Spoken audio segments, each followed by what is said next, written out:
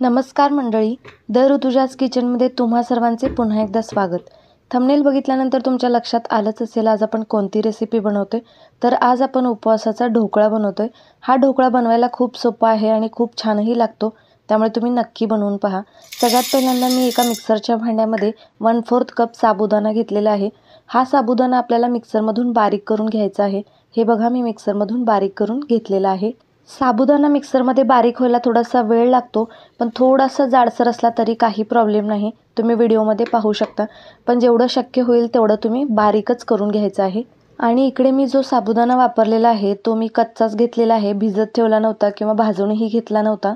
साबुदाणा बारीक करून घेतल्यानंतर त्याच मिक्सरच्या भांड्यामध्ये आपल्याला 1 कप वरई बारीक करून घ्यायची आहे. आणि जर समजा तुम्ही वाटीचे प्रमाण घेताय तर 1 वाटी वरई घ्यायची आणि त्याच्या 1/4 कप तुम्हाला साबुदाणा घ्यायचा आहे. म्हणजे एका वाटीचा चौथा भाग आपल्याला साबुदाणा घ्यायचा आहे. आता वरई ही आपल्याला मिक्सरमधून बारीक करून घ्यायची आहे. वरई लगेच बारीक होते, जास्त वेळ लागत नाही, त्यामुळे आपण वेगळं वेगळं बारीक केलेलं आहे. जर तुम्ही साबुदाणा आणि वरई एकत्र घातलं तर ते व्यवस्थित बारीक होत नाही, कारण साबुदाण्याला खूप वेळ लागतो. आता आपण जी वरई बारीक करून घेतलेली आहे तीही साबुदाणा ज्या बारीक करून घेतलेल्या भांड्यामध्ये काढला होता त्याच भांड्यामध्ये काढून घ्यायचं आहे. आता हे आपल्याला व्यवस्थित मिक्स करून घ्यायचं आहे. हे पीठ तुम्ही आरामात 2 ते 3 महिने वापरू शकता. अजिबात खराब वगैरे होत नाही, कारण आपण दोन्हीही कच्चंच वापरलेलं आहे, साबुदाणा आणि वरई. हे बघा, मी इकडे आता दही घेतलेलं आहे. हेच दही आपल्याला या दोन्ही पिठामध्ये घालून द्यायचं आहे. तुमच्याकडे जर ताक असेल तर तुम्ही तेही वापरू शकता. दह्याऐवजी ताक वापरलं तरीही चालतं. फक्त ताक वापरलं की तुम्हाला पाणी वापरावं लागत नाही आणि दही वापरलं तर तुम्हाला थोडंसं पाणी वापरावं लागतं. आता ह्यामध्ये मी मीठ घालून घेतलं आहे. चवीनुसार तुम्ही मीठ घाला. त्यानंतर हे व्यवस्थित मिक्स करून घ्यायचं आहे. दही थोडंसं कमी घातलं तरीही चालतं, पण थोडंसं दही जास्त मी मुद्दाम घातलं कारण आंबटपणा छान येतो. हे बघा, मी आता वरून पाणी घालते. थोडं थोडं पाणी घालायचं, एकदम जास्त नाही घालायचं, कारण आपल्याला अंदाज येत नाही पीठ किती पातळ होते किंवा किती घट्ट होते.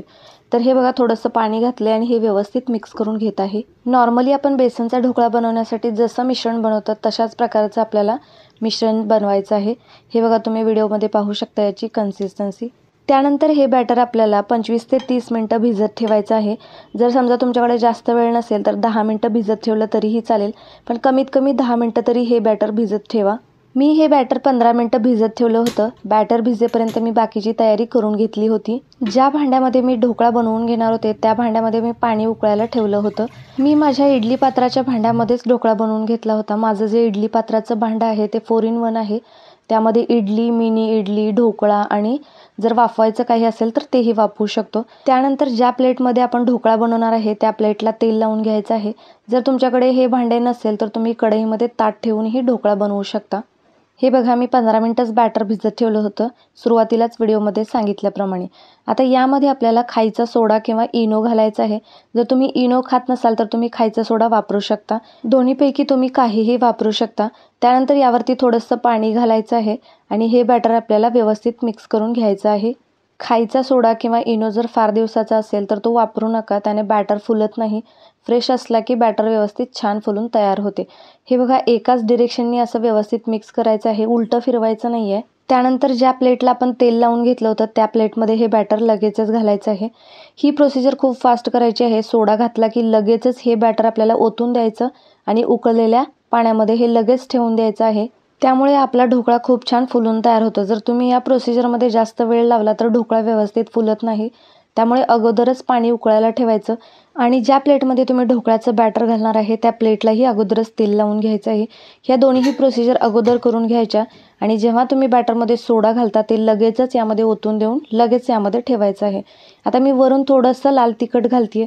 जर समजा तुम्हाला लाल तिखट नको असेल तर तुम्ही सुरुवातीलाच बॅटरमध्ये हिरवी मिरची आणि आल्याचा तुकडा बारीक करून घालू शकता. आता ढोकळा शिजेपर्यंत मी इकडे शेंगदाण्याची चटणी बनवून घेतलेली आहे. एका छोट्या मिक्सरच्या भांड्यामध्ये मी भाजलेले शेंगदाणे घेतलेले आहेत.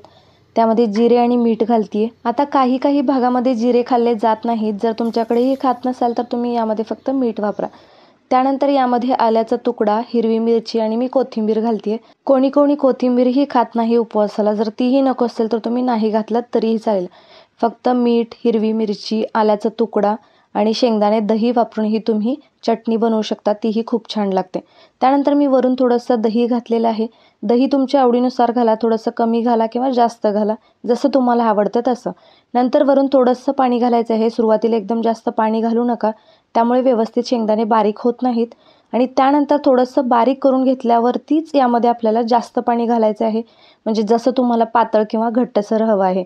हे बघा मी सुरुवातीला थोडंसं पाणी घालून बारीक करून घेतलेलं आहे आणि त्यानंतर वरून जास्त पाणी घालून आता हे परत मिक्सरमधून बारीक करून घेतलेलं आहे. हे बघा इकडे आता चटणी बनवून तयार झालेली आहे, तुम्ही व्हिडिओमध्ये पाहू शकता.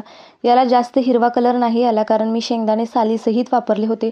जर तुम्ही शेंगदाण्याची साल काढली तर याचा हिरवा छान कलर येतो, पण मी पूर्ण शेंगदाणे वापरले होते सालीसहित, त्यामुळे याचा कलर थोडासा वेगळा आलेला आहे. आता मी वरून थोडंसं पाणी घालते कारण थोडीशी घट्टसर चटणी झाली होती. हे बघा चटणी बनवेपर्यंत आपला इकडे ढोकळाही बनवून तयार झालेला आहे. अगदीच लगेच काढायचं नाही आहे ढोकळा बनवून 20 मिनिटांनी गॅस बंद केल्यानंतर तुम्हाला 10 मिनिटांनी हा ढोकळा काढायचा आहे. म्हणजे तुम्ही सुरुवातीला जेव्हा ढोकळा बनवायला ठेवता तेव्हा 20 मिनिटं तुम्हाला ढोकळा बनवायला ठेवायचा आहे आणि 20 मिनिटांनंतर तुम्हाला गॅस बंद करून द्यायचा आहे आणि त्यानंतर 10 मिनिटं तुम्हाला हे झाकण अजिबात उघडायचं नाही आहे. 10 मिनिटानंतर झाकण उघडा, म्हणजे ढोकळा एकदम परफेक्ट बनवून तयार होतो. हे बघा मी आता ढोकळा कट करून घेते. व्हिडिओमध्ये सांगितलेल्या सगळ्या छोट्या टिप्स फॉलो करा, म्हणजे तुमचाही ढोकळा व्यवस्थित बनवून तयार होईल, घशामध्ये अडकणार वगैरे नाही आणि व्यवस्थित स्पॉन्जी देखील बनेल. ढोकळा स्पॉन्जी बनण्यासाठी सगळ्यात महत्त्वाची एक गोष्ट आहे, ती म्हणजे काय तर जेव्हा तुम्ही ढोकळ्याचं बॅटर बनवता आणि त्यामध्ये सोडा घालता, सोडा घातल्या लगेचच आपल्याला पीठ वाफायला ठेवायचं आहे. जर तुम्ही तिथे वेळ केला तर तुमचा ढोकळा छान फुलत नाही. त्यामुळे तुम्ही सोडा किंवा इनो जे काही घालताय ते घातल्या लगेचच आपल्याला हे पीठ वाफायला ठेवायचं आहे. सोडा किंवा इनोला लगेचच वाफ मिळाली की बॅटर छान फुलते. हे बघा माझा ढोकळाही खूप छान फुलला होता, तुम्ही व्हिडिओमध्ये पाहू शकता. एकदम छान झाला होता, स्पॉन्जीही झाला होता आणि घशामध्ये अडकत नव्हता, व्यवस्थित बनवून तयार झाला होता. तुम्हीही व्हिडिओमध्ये सांगितलेल्या छोट्या टिप्स फॉलो करा, म्हणजे तुमचाही ढोकळा एकदम छान परफेक्ट बनवून तयार होईल. आता मी ढोकळ्याच्या वरती आणि चटणीसाठी तडका एकाच पॅनमध्ये बनवून घेते. एक तडका पॅन घेतला, यामध्ये थोडंसं तेल जास्त घेते कारण आपल्याला ढोकळ्याच्या वरतीही तडका घालायचा आहे आणि चटणीमध्येही घालायचं आहे. थोडंसं तेल गरम झाल्यानंतर यामध्ये मी जिरे, कढीपत्ता आणि हिरवी मिरची घातली होती. तुम्हाला लाल मिरची हवी असेल तर तीही तुम्ही वापरू शकता. जर तुम्ही ढोकळा बनवताना सुरुवातीला ढोकळ्याच्या बॅटरमध्ये हिरवी मिरची आणि आले जर बारीक करून घातले असेल तर तुम्ही लाल मिरचीचाच तडका द्या, म्हणजे जास्त हिरवी मिरची खाल्ली जाणार नाही. आता तडका मी व्यवस्थित भाजून घेतलेला आहे. गॅस बंद करून द्यायचा आणि वरून थोडीशी बारीक चिरलेली कोथिंबीर घालायची आहे. आता हेही थोडंसं भाजून घ्यायचं आहे आपल्याला आणि नंतर हा तडका आपल्याला ढोकळ्यावरती आणि चटणीमध्ये दोन्हीमध्येही घालायचा आहे. सगळ्यात पहिल्यांदा आपण जो प्लेटमध्ये ढोकळा बनवून घेतलेला आहे त्या ढोकळ्यावरती मी हा तडका घालते. यामधल्या हिरव्या मिरच्या मी ढोकळ्यावरती घालते. त्याच्याबरोबरच थोडासा तडकाही घालायचा आहे, म्हणजे जिरे, कढीपत्ता, कोथिंबीर हे, आणि उरलेला जो थोडासा तडका असतो तो आपल्याला चटणीमध्ये घालून द्यायचा आहे. आपण जेव्हा बेसन पिठाचा ढोकळा बनवतो तेव्हा या तडक्यामध्ये आपण थोडंसं पाणी, लिंबू, मीठ, साखर तेही घालतो. जर तुम्हाला तसा तडका हवा असेल तर तुम्हाला वेगळाच तडका बनवावा लागेल, कारण चटणीमध्ये आपण हे सगळं नाही घालत, तर वेगळा तडका बनवा. फक्त लिंबू वापरू नका, कारण आपण ढोकळ्यामध्ये ऑलरेडी दही वापरलेलं आहे आणि जर तुम्ही लिंबू वापरलं तर थोडासा जास्त आंबट होतो. त्यामुळे तुम्ही तडक्यामध्ये मीठ, साखर आणि पाणी वापरा. हे बघा माझा तडक्याचा कढीपत्ताही छान कुरकुरीत झाला होता, तुम्ही व्हिडिओमध्ये पाहू शकता. हे बघा मस्त ढोकळा बनवून तयार झालेला आहे. आता आपण चटणीमध्ये तडका घालूयात.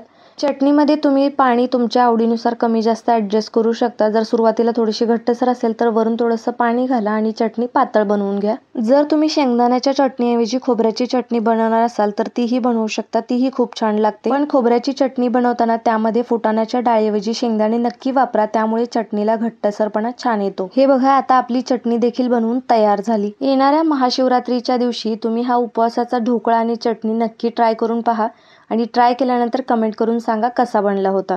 व्हिडिओ आवडला असेल तर व्हिडिओला लाईक करा, व्हिडिओ शेअर करा. भेटूया अशाच एका नवीन रेसिपीसोबत. तोपर्यंत बाय बाय.